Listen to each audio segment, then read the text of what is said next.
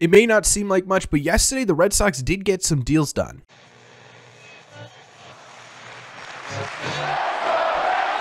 What is going on, everybody? Welcome back to Red Seat Radio. My name is Corbin, and for those of you who may not know, yesterday was the deadline for arbitration. Basically, what this means is that teams had until 1 p.m. Eastern time yesterday afternoon to figure out a one-year contract with their arbitration-eligible players, or longer in case of an extension or anything like that. And if they weren't able to do that, going forward, they would go into what is called an arbitration process, which is basically the MLB team arguing for one value, the player arguing for another, and an independent arbiter figuring out which side is correct. The good news here for the Red Sox is that they were able to come to an agreement with every single one of their arbitration eligible players, and I think this could be fairly important going forward. So what we're going to do in today's video is we're going to break down these arbitration deals. We're going to talk about who got what, why they got what, and what their impact on the Red Sox could be. Plus, we're going to talk about why getting arbitration deals like this done is important and what this means for the Red Sox offseason. But before we get into that, do me a favor. Make sure you guys have hit that subscribe button if you haven't already. If you're new here, we talk Red Sox content almost every single day. Also, make sure you guys have hit the like button on this video as well. Helps these videos out a ton, and it would mean a lot to me. Thank you all very much for clicking on this one. Let's get into it. Okay, just so everyone's on the same page here, there were 4 eligible arbitration players yesterday that the Red Sox needed to make deals with: Nick Pivetta, Tyler ONeal, Jon Schober, and Reese Maguire. Again, they were able to get deals done with all 4 of these guys, which is good news. And before we break down the overall impact that arbitration players could have and why this is significant for the Red Sox, let's talk about these individual deals, why they happened, and what the impact could be, starting with the guy who got the most money, which is Nick Pivetta, who ended up getting $7.5 million in a one-year contract. This is actually pretty interesting. One, because it's a pretty good pay raise from 2023, where he was making $5.25 million, and 2, because it was pretty well above his projected value at $6.9 million. To me, this indicates that the Red Sox may view Nick as more of a starter than they do a reliever. He definitely deserved the pay raise after a really solid year last year, posting a 4.04 ERA, a little bit lower 3.96 FIP, and an ERA plus of 113, 13% above league average. But he also seemed to really figure something out at the end of the season. Coming into the last month of the year, he made 5 starts back in the rotation, and he had just a 2.43 ERA with a whip under 1 at 0.810, and was holding opponents to just a 561 OPS. This could be thanks to the development of his slider that, once he polished up, he was able to hold batters to just a 189 average and a 302 slug. Clearly, the Red Sox believe he can continue to build off that and sort of be the back end of the rotation anchor that we were expecting Nick Pivetta to be when he was traded to the Boston Red Sox, right? This was sort of the ultimate goal of Nick Pivetta, was to be that back end type starter, and clearly, based on what the Red Sox are paying him, he's getting more starter money than he is reliever money, and I think that's a very important thing to take note of as we're going through these arbitration numbers, what this sort of pay, what they sort of finalized on, and how that could impact their role. For Nick, I think this puts him in more of a rotational role than it does a bullpen role. And again, I think Nick Pivetta is going to be a bit of a slept-on piece for the Red Sox going into the 2024 season. Lou Merloni's been very vocal about this change in his slider and how it's going to affect the 2024 Red Sox. And I think when looking at how his slider impacted the last month of his season, I think it's a really important factor to take in. The second highest paid player on this list was Tyler ONeal, who settled with the Red Sox for a one-year $5.85 million contract, which makes sense. I think the idea was to basically replace Alex Verdugo's defense, get some right-handed power in there, and save some money in the long run. Now, with Verdugo getting $8.7 million yesterday and Tyler ONeal getting that $5.85 million, all 3 of those things are true for the trade of Tyler ONeal, right? They were able to replace Alex Verdugo's defense. Tyler O'Neill's a double Gold Glove winner. They were able to get some right-handed power in here. Tyler O'Neill's got plenty of that, plenty of power potential, and now they save some money as well, trading Alex Verdugo to the New York Yankees. I still don't think this contract makes Tyler O'Neill an everyday outfielder, but I do believe he'll be utilized a lot as a platoon bat for basically the entire outfield right now. He may not get a set position, but he's a really solid defender in basically every outfield spot. So in my opinion, I think we'll see the Red Sox utilize him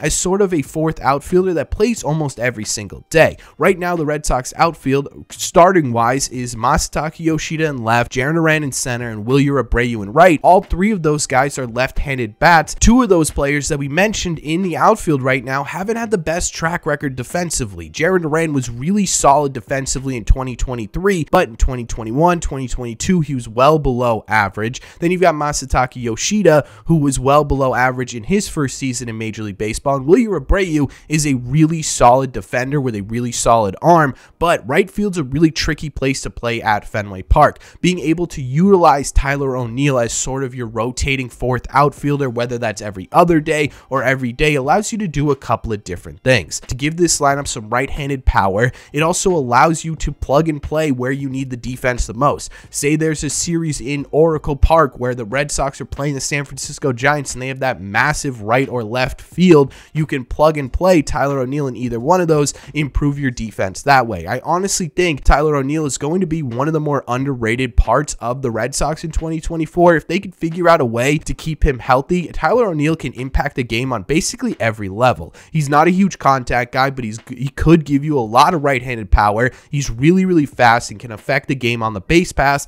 and he's one of the best defenders outfield-wise in Major League Baseball. Again, this is all contingent on staying healthy, but I think a lot of people are writing him off because of that health. If the Red Sox could figure out how to keep him healthy, he could be a really important part of this team. Now, the third player on this list and the third highest paid player is backup catcher Reese Maguire, who ended up with a one-year, $1.7 million deal. Now, right now, to me, Reese is a really interesting case. It is clear that going into 2024, Connor Wong is your number one catcher. Last year, Reese didn't do a whole lot of anything exceptionally well. He finished with an 80 OPS plus at the plate and behind the plate. It was above average blocks and framing, but below average in caught stealing and pop time. He was a perfectly acceptable backup catcher, but they did also sign Roberto Perez, who isn't the best hitter, but a really great defender, and I wouldn't be surprised if they decide to move on from Reese at some point this year. It's felt like since Kyle Teel got drafted, Reese Maguire was sort of that placeholder in waiting for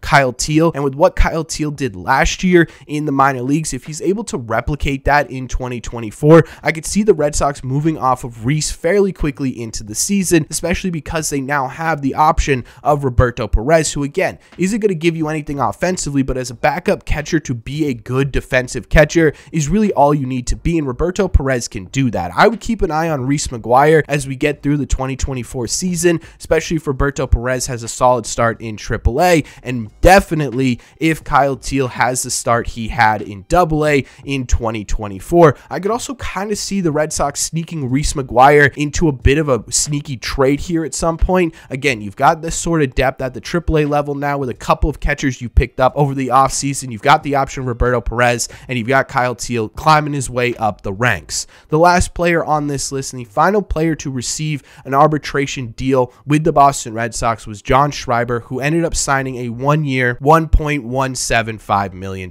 deal. In 2023, we certainly did not get the same Jon Schober that we got in 22, but he was still pretty solid. He had a 3.86 ERA with a much higher 4.52 FIP, meaning he got really lucky on the mound. That FIP is much higher than his ERA, and he had a really high 1.414 WHIP, meaning there was a ton of traffic on the bases, which I think we all sort of understood without actually seeing the statistics. Jon Schober was walking a ton of people last year. It was the highest walk rate since coming to the Boston Red Sox and one of the highest of his entire career, but he still had an above average ERA plus at 1.18 or 18% above league average production. I think Jon finding his way back to what he was able to do in 2022 is really important to the Red Sox bullpen success in 2024. With all the rumors swirling around with the Red Sox trading Kenley Jansen, Andrew Bailey on Chris Cotillo's podcast the other day mentioned that, hey, we don't really need a true reliever. We need a lot of high leverage guys who can handle ninth innings.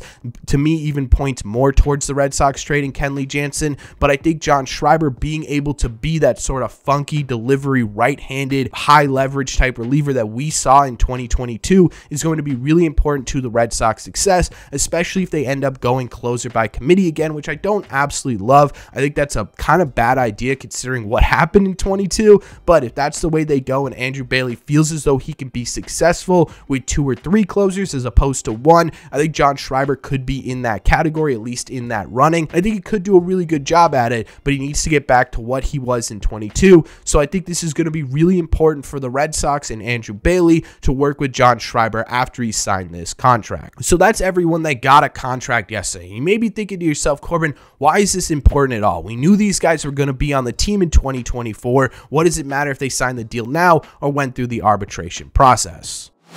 Well, it's important for a couple of reasons. For starters, avoiding arbitration is always a good thing. Arbitration can get pretty nasty and it can lead to a relationship breakdown between the player and the teams, and that could cause news stories you don't need. It could cause rifts in the clubhouse. It could cause a whole host of issues, so avoiding that is always a good thing. For the players, it also allows them to strictly focus on 2024 and not have to worry about pleading their case, fighting their team, or getting into arguments with the people that are paying him. And for the Red Sox, it allows them to focus on other matters and not really have to deal with trying to figure out exactly how much these players are worth or come with a good argument or anything like that. They can focus on more important things. And on top of that too, I think the most important aspect here and why I want to make this video is because this also paints a little bit of a bigger picture as to what the Red Sox are dealing with monetarily. We've talked about this before, but the Red Sox have a self-imposed budget in 2024, and this is going to affect that. The Red Sox budget now goes up to $202 million,